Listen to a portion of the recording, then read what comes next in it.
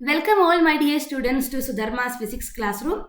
Today I am going to discuss the text back exercises of the chapter Effects of Electric Current from Kerala State Syllabus Grade 10. I am doing this video for English medium students separately because I have received multiple requests from many students to make the videos completely in English. The chapter discussion I have done both in English and in Malayalam. And the text back exercises for Malayalam medium students, I have done a separate video. So if you need explanations in Malayalam, I'll be giving the channel, the video link in the description box. Okay, so this class, all the question answers I'll be discussing in English. Okay, so this is for English medium students. So let's start with question number 1. So question number 1 is, fuse wire is to be used by understanding the amperage correctly. Write down the amperage of the fuse wires that are currently available in the market. So amperage is wattage divided by voltage, right? So there are different fuse wires of different current rating available in the market. Why we have to choose a fuse wire of a specific amperage? See, different devices will have different current rating, right? So according to that, we will have to choose the fuse wire. Otherwise, there will not be any use for using the fuse wire, because fuse wire will melt when excess current flows through the circuit, and it is a device to protect the devices during the short circuit or overloading, right? So it is important to use fuse wires of correct current rating or correct amperage. So let's see what are the amperage of the fuse wires available in our market. So we can get 0.2 ampere fuse wire, 0.3 ampere fuse wire, 1 ampere, 3 ampere is available, 5 ampere, 10 amperes, 13 ampere, 15 ampere and 50 ampere. So this 50 ampere, when I say this is normally not seen in a normal household circuit. This will be given by the electricity board, because this 50 ampere fuse, this is a high current rating fuse that will be protecting the entire household appliances. So this kind of high current rating fuses will be provided by the electricity board. But still we can consider that under the fuse wires or amperage of fuse wires available in the market. Okay. So this 0.2, 0.3, etc. we can use for low current rating devices, and high current rating devices like electric oven, AC, all those things we can use 13 ampere or 15 ampere fuse according to their power rating. Hope you understood it. Now let's do the second question. 0.5 ampere current flows through the electric heating device connected to 230 volt supply. The quantity of charge that flows through the circuit in 5 minutes is. So let's do it one by one. So let's see what is the data given in the question. We have 0.5 amperes. So that means I is equal to 0.5 amperes, and it is connected to 230 volt supply. So V is equal to 230 volt. So we have to find out the quantity of charge that flows through the circuit in 5 minutes. So time is equal to 5 minutes. So minute is not the SI unit of time. So we have to convert that into seconds. So 5 minutes is 5 into 60 seconds. Now let's start solving the question one by one. We have to find out the charge flowing through the circuit in 5 minutes. So we have the equation for current, I equals Q divided by T, or Q is equal to I into T. So all the values we have in SI unit, now we just have to substitute it. I is 0.5 amperes, 0.5 into time is 5 into 60. Pause the video, do the calculation. You will get the answer as 150 coulomb. Don't copy the answer from here. You have to do it your own. Okay. Now, how much is the resistance of the circuit? Question B. How much is the resistance of the circuit? How do you calculate resistance? We have the formula from Ohm's law. R is equal to V divided by I. V is 230 volt and I is 0.5 ampere. Do the calculation. You will get the value as 460 ohms. Now, question C. Calculate the quantity of heat generated when current flows in the circuit for 5 minutes. So heat generated, H equals I squared RT. I'm taking this from Joule's law of heating. I have all the values given in the question. I is equal to 0.5. So 0.5 square resistance is calculated as 460 ohms. And time is 5 minutes, right? So again, 5 into 60. So do the calculation, you will get the value as 34,500 joules, because this is heat energy, so the unit is joule. Make sure you are writing the value along with the proper unit. It's very, very important. Question D, how much is the power of the heating device connected to the circuit if we ignore the resistance of the circuit wire? If you ignore the resistance of the circuit wire, we have to choose the equation for power which doesn't contain resistance, because they are asking us to ignore the resistance, right? So we have three equations to calculate power. P equals VI, P equals I square R, and P equals V square by R. The last two equations, we have resistance in those equations. So the equation which doesn't contain resistance, that is P equals VI. So V is 230 and current is 0.5 ampere. So we are going to get the value of power as 115 watts. Hope the explanation is clear. Now, moving on to the third question. According to Joule's law, the heat generated due to the flow of current is H equals I squared RT.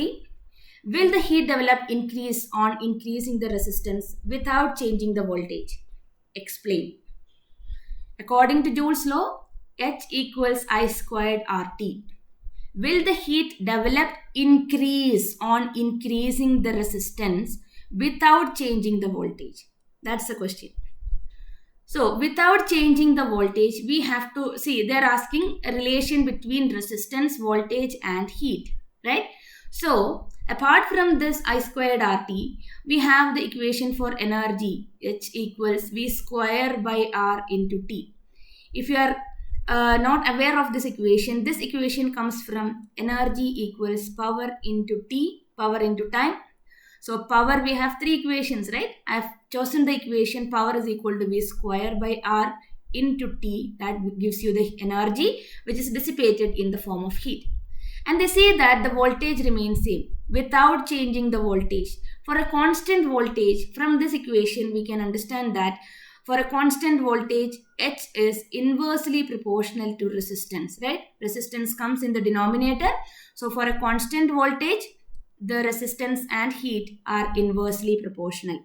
So the question is, will the heat develop increase on increasing the temperature? Increase the resistance. So the heat will not increase with increase in resistance, because resistance is inversely proportional to heat. Inverse proportionality means when resistance increases, heat will be decreasing, right? If resistance decreases, heat will be increasing. So the question is, will the heat develop increase on increasing the resistance? No. Here what happens? The resistance increase, when you increase the resistance, then the heat will be decreasing. That is the answer we have to give here. Okay. Hope you understood the explanation for that. Now moving on to the fourth question. The table shows details of an electric heating device designed to work in 230 volt. Complete the table by calculating the change in the heat and power on changing the voltage and resistance of the device.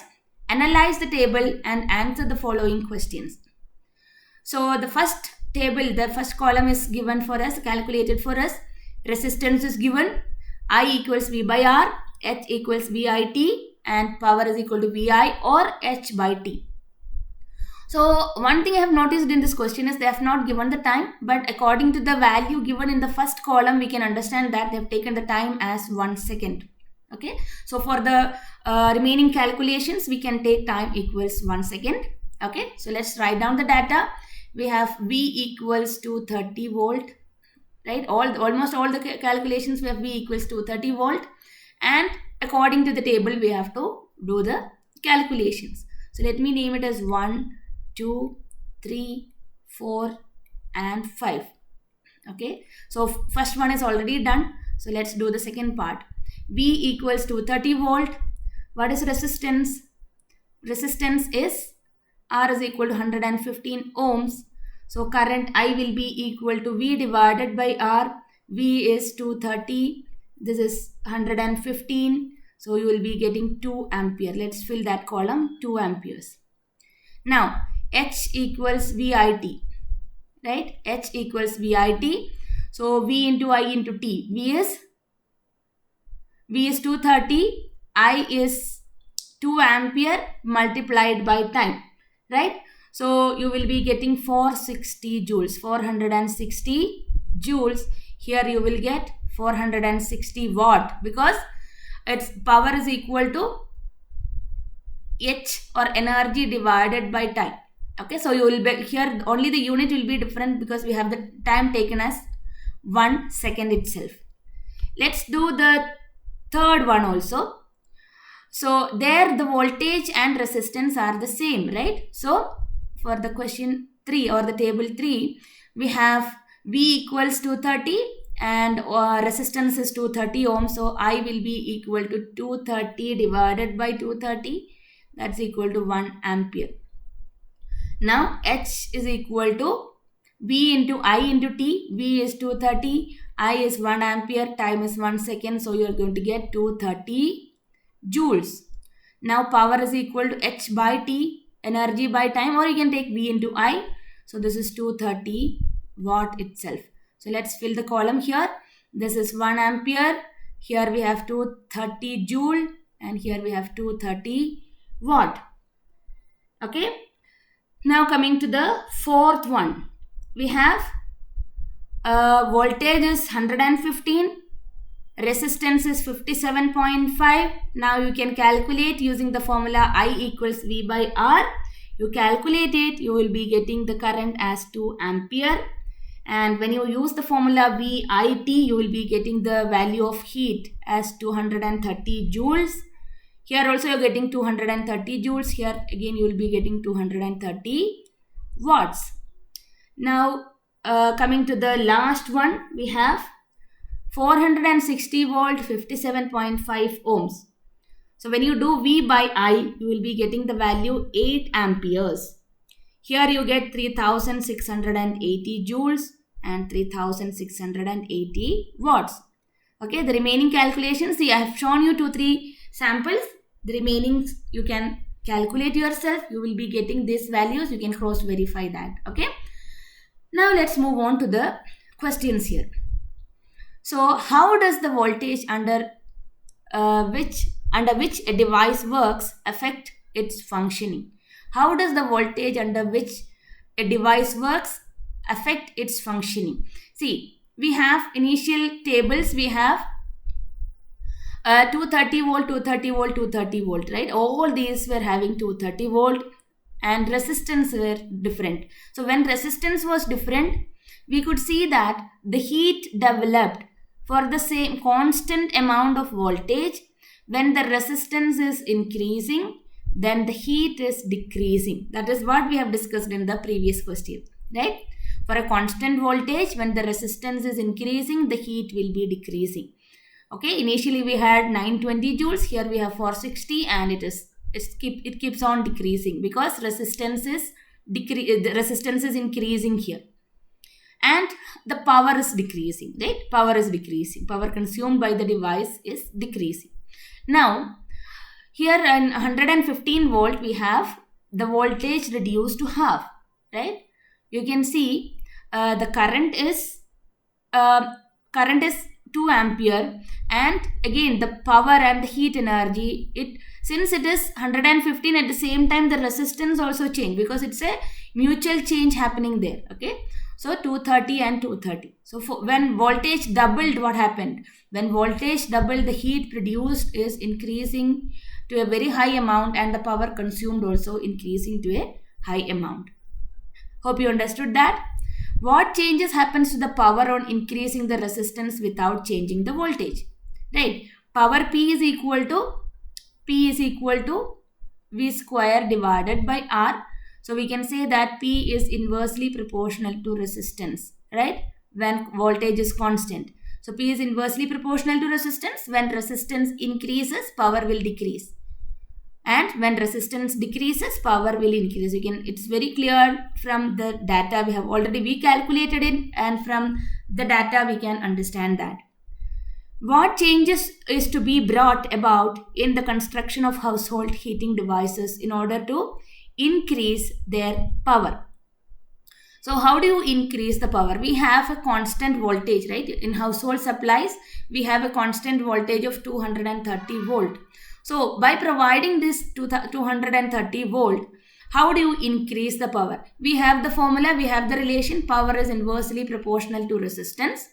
So if you have to increase their power, the question is about increasing their power. If you have to increase the power, reduce the resistance. How do you reduce the resistance? In grade 9, you have studied resistance is directly proportional to length and inversely proportional to area of cross section. So you can use thicker wires. Use thick wires. Okay, use thick wires and small length wires.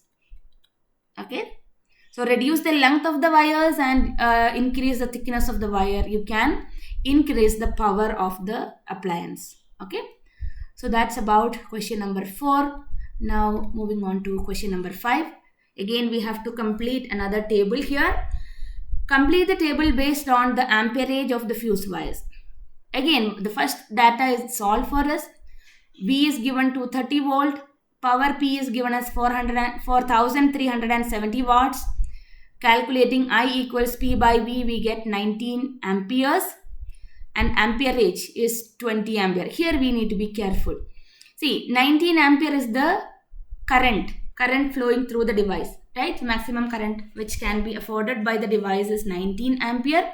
And here we have 20 ampere fuse wire. So, if you get a question related with choosing the correct amperage fuse wire, you first calculate what is the current flowing through the device. Then a fuse wire of current rating slightly higher than that. A fuse wire of amperage slightly higher than that you can use as the fuse wire. Okay. Now let's do the AC, air conditioner, 230 volt. I'll do one sample for you.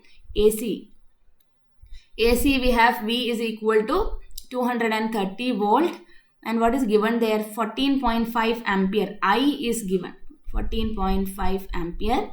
So we have to calculate power. Power P equals VI. So V is 230 volt, current is 14.5, right? So here you will get 3,335 watts. Now, which fuse wire we have to use here? The current flowing through the device is 14.5 ampere. So the fuse wire amperage available in the market nearby this value is 15 amperes. Okay, this is how we have to decide. Let's do for TV.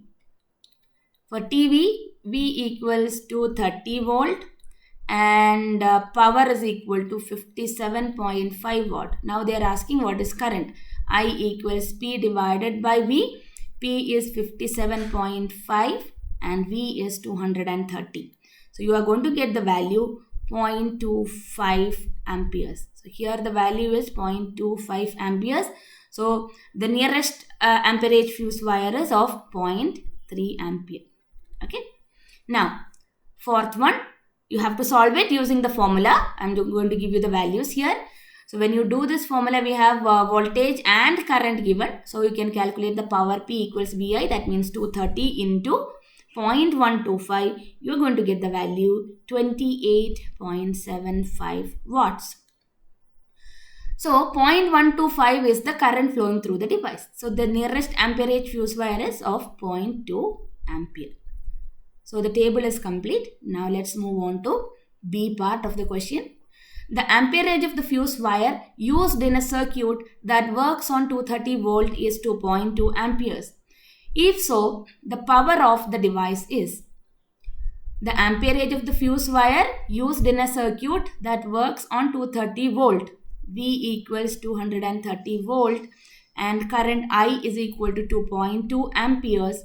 So we have to calculate the power, right? P equals VI. Then we have to choose from the option. V is 230 and I is 2.2 amperes. So you're going to get the value as 506 watts. Now option A, less than 300 watt. No, we have the value 506.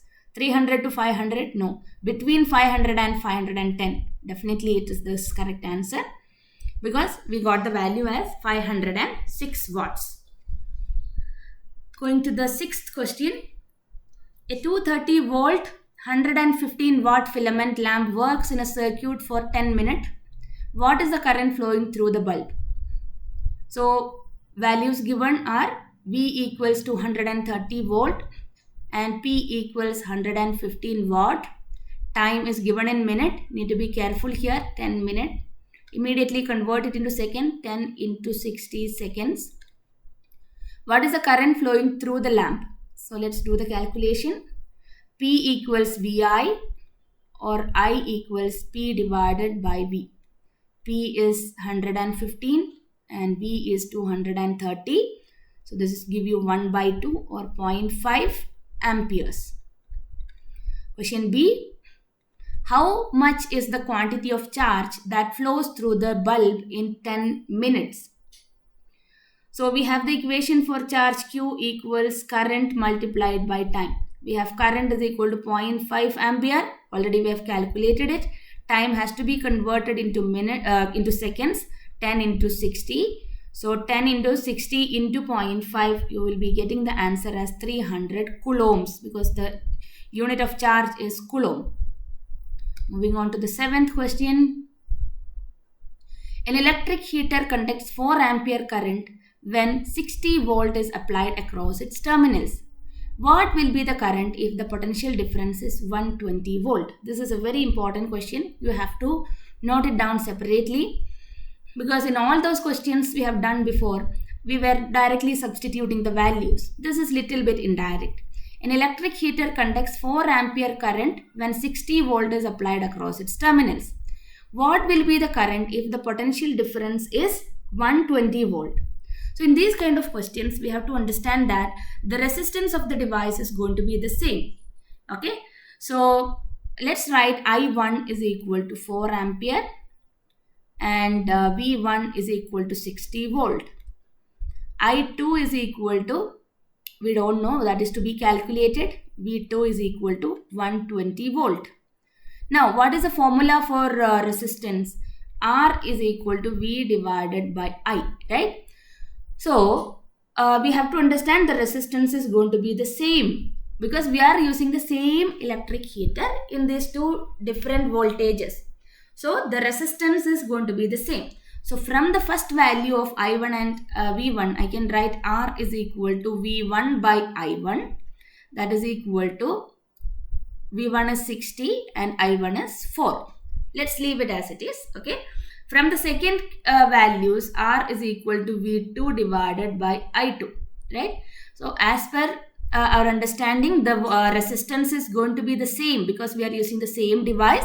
So, we can equate the RHS, right hand side of both the equations. So, V1 by I1 will be equal to V2 divided by I2, or I2 is equal to V2 by V1 into I1. So, what is V2? V2 is 120, V1 is 60 and I1 is 4 ampere. So, 120 by 60 is 2, 2 into 4, 8 amperes. This is the easiest method to solve this question. Another way to solve this is you find out what is R. Using this equation, you find out 60 by 4, 30 by 2. So, you get 15 ohms. Then you substitute the value of 15 here in V2 by I2. Then you will get I2. That is another method. Maybe it needs more steps. So, we can avoid that if you adopt this method. Anything is fine. It's your choice, because we have different equations or different ways to do a particular question. Okay. But the answer will be the same. Coming to the 8th question. 3 resistors of 2 ohm, 3 ohm and 6 ohm are given in the class. What is the highest resistance that you can get by using all of them? What is the highest resistance that you can get by using all of them? We know that highest resistance can be obtained by adding the resistors in series. So we can write Rs is equal to R1 plus R2 plus R3. So that's equal to 2 plus 3 plus 6, 3 plus 2, 5, 5 plus 6, 11 ohms. Second question, what is the least resistance that you can get using all of them? Least resistance can be obtained using the parallel combination of all the resistors. 1 by Rp is equal to 1 by R1 plus 1 by R2 plus 1 by R3. So we have 1 by 2 plus 1 by 3 plus 1 by 6. 6 comes as the LCM. 3 plus 2 plus 1, you get 6 by 6. 1 by Rp is 1 ohm, or Rp is equal to 1 ohm. So this is the highest, right? 11 ohm is the highest. This is highest resistance and this is the least resistance. Now what is the third question? Can you make a resistance of 4.5 ohm using these three? Draw the circuit. So we have to make 4.5 ohms using these three resistors. How do you make this into 4.5 ohm? You have to think now. We have 2, 3 and 6 ohms. So when you have three resistors, I have given you during the discussion, how do we connect these three in different ways? Two ways, it is one either in series or in parallel. That we have already seen, right? So that is giving 11 ohm and 1 ohm. But as per the question, what is the value required here? 4.5 ohms. So we have to add something to another set of resistor, right? So let's try 3 ohm connected to another circuit where 2 ohm and 6 ohm are connected in parallel. 3 ohm, 2 ohm and 6 ohm. So 2 and 6 are in parallel. So let's calculate R parallel. That is 6 into 2 by 6 plus 2, right?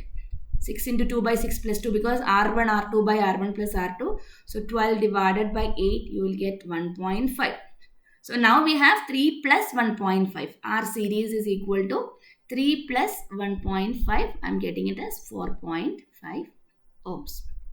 Okay. So this is the connection required to make it 4.5 ohms. Now, a girl has many resistors of 2 ohm each. She needs a circuit of 9 ohm resistance. For this, draw a circuit with minimum number of resistors. We have 2 ohms resistors there. We don't know how many are there, but we have to try by connecting them either in series or in parallel or a combination of both. But we need to get 9 ohm resistors. Let's try. Let's connect 2, 3. If you connect 4 2 ohms, you get 8 ohms, right? 2 ohm, 2 ohm, 2 ohm and 2 ohm. So 4 plus 6 plus 2, 8 ohms you get. We need 9 ohm, right? So I'm going to connect another 2 ohms, 2 ohm and 2 ohm. See, 2 ohm and 2 ohm, when you connect in parallel, you will be getting 1 ohm. So this parallel combination, it will give you 1 ohm. So 1 ohm plus 8 ohm, that will give you 9 ohm. Hope it is clear. If you have any other ideas, then message me. Okay. Still, see here how many resistors we have used? 1, 2, 3, 4, 5, 6 resistors are used, right? So when if you have any idea where you can connect less than this number of resistors and make 9 ohms, take it as a homework and send the picture in the chat box. Okay. Now, which of the following does not indicate the power of a circuit? Does not indicate. Okay, so we know the equations for power. P equals I square R, P equals VI, P equals V square by R. So it all looks the same, right? That's the problem with MCQs. So you look at these options. First option is correct, I square R. We have to take the wrong option from here. I R square, right? It's I square R. So the answer is I R square. Okay. Now moving to the next one. How much will be the power of a 220 volt 100 watt electric bulb working at 110 volt? How much will be the power of a 220 volt 100 watt electric bulb working at 110 volt? So we have a bulb which works at 220 volt and the power consumed is 100 watt. So let's say V1 is equal to 220 volt and P1 is equal to 100 watt. And V2 is given as 110 volt and P2 is to be calculated. So in one of the questions I told you, if you use the same device in different voltages, the resistance is going to be same, right? So we have the equation connecting resistance, voltage and power. P equals V square by R. So from the first equation I can write P equals P1 is equal to V1 square by R, or R is equal to V1 square by P1, right? And from the second equation, R is equal to V2 square by P2. So both the side resistance is the same, so we can write V1 square by P1 is equal to V2 square by P2. So what is to be calculated here? P2 has to be calculated. So P2 is equal to V2 square divided by V1 square multiplied by P1. V2, so this is equal to V2 by V1 the whole square multiplied by P1. V2 by V1, V2, what is V2? V2 is 110, V1 is 220, the whole square into P1. P1 is 100. So 110 by 220, that will give you 1 by 2. This is going to be 1 by 2 the whole square, that is 1 by 4 into 100. So you're going to get the value as 25 watts. Option is there, 25 watts. You can do it in another method. You can calculate resistance. First you calculate the resistance, then you substitute the resistance value here, then you calculate P2. That is also there. You can try it and you will be getting the same value, no doubt. 13th question, which of the following should be connected in parallel to a device in a circuit? Ammeter and galvanometers are current measuring devices. Current measuring devices has to be connected in series. Voltmeter is a device which measures the potential difference, that has to be connected in parallel to any device. Coming to the next question, when a 12 volt battery is connected to a resistor, 2.5 milliampere current flows through the circuit. So what is the resistance of the resistor?